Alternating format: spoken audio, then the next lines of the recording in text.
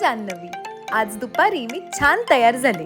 मग आजच्या ब्राईडच्या हेअरस्टाईलसाठी लागणारी फ्रेश फ्लावर्स घेऊन सायलीला पिक करून मी निघाले आजच्या एंगेजमेंट ब्राईडसाठी लांजाला.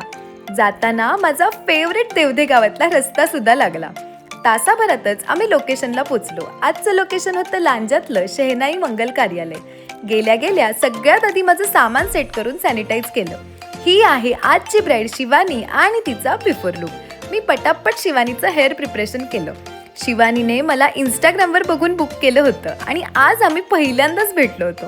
पण भेटल्या भेटल्या आमचे असे काही वाइब्स मॅच झाले ना की आम्ही खूप जुन्या मैत्रिणी असल्यासारख्या गप्पा मारत होतो. शिवानी पूर्ण तयार झाल्यावर मी नवरा मुलगा शुभम दादाचा सुद्धा बेसिक टचअप केला.